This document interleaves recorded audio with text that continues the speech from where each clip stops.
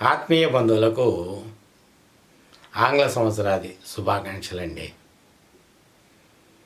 జనవరి 1వ తేదీ అనగానే నరసరావుపేట నా చిన్ననాటి జ్ఞాపకాల్లో డిసెంబర్ 31 అర్ధరాత్రి 12 గంటల సమయంలో ప్రతి చిన్న వీధిలోనూ పిల్లల గుంపులతో యువకుల సందడి, హ్యాపీ న్యూ ఇయర్ అంటూ గట్టిగా కేకలు పెట్టడం, కేరింతలు వేయటం, డ్యాన్సులతో సందడి చేయటం ఒక ప్రత్యేకమైన అనుభూతి. ఈ ఆనందోత్సాహం నరసరావుపేట ప్రధాన వీధులన్నింటినీ మరువరాని శబ్దాలతో నింపేదని నా చిన్ననాటి జ్ఞాపకాలు స్పష్టంగా గుర్తు చేస్తున్నాయి. ఆ వేళల్లో దీపావళి టపాసుల మోతలతో కొత్త సంవత్సరానికి స్వాగతం పలుకుతూ వీధులన్నీ పండుగ వాతావరణంలో మునిగిపోయేవి. అందరూ బాగుండాలని, సంతోషంగా జీవించాలని కోరుకుంటూ చేసిన ఆ వేడుకల్లో పిల్లల అమాయకత్వం, యువకుల ధ్వనులు, పెద్దల ఆశీర్వాదాలు కలగలిసేవి.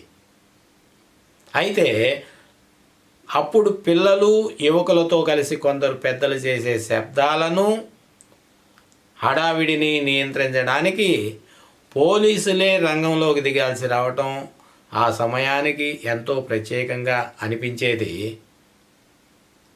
అయితే నేడు డిజిటల్ యుగం వచ్చిన తరువాత ఆ వేడుకల ధోరణి పూర్తిగా మారిపోయింది. అప్పటి కేరింతల స్థానంలో ఇప్పుడు సోషల్ మీడియా పోస్టులు, వీడియో కాల్స్, ఆన్లైన్ సందేశాలు వచ్చాయి. కానీ అప్పటి వాతావరణంలో ఉన్న ఆత్మీయత, స్నేహము, ఆనందము మరువలేనివి.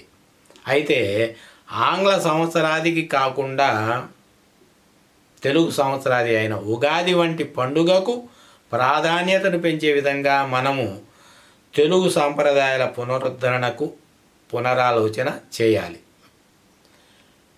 తెలుగు సంవత్సరాది ఉగాది మాత్రం ఆత్మీయతతో కూడిన సంప్రదాయాలకు ప్రతీక. ఉగాది నాడు శ్రవణ పఠనం, పంచాంగ శ్రవణం వంటివి జీవిత మార్గదర్శకాలు.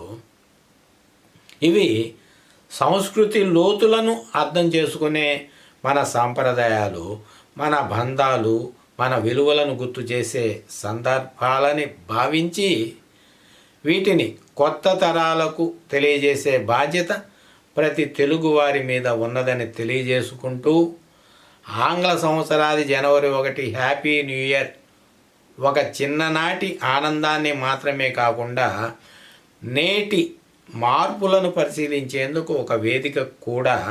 అయితే మన తెలుగు సంప్రదాయాల ప్రాముఖ్యతను కూడా గుర్తు చేస్తూ ఈ జ్ఞాపకాల స్మరణ మన సంస్కృతిని అభివృద్ధి చేసే ప్రయత్నంగా ఉండాలని కోరుకుంటూ మరొక నరసరావుపేట జ్ఞాపకంతో కలుద్దామండి.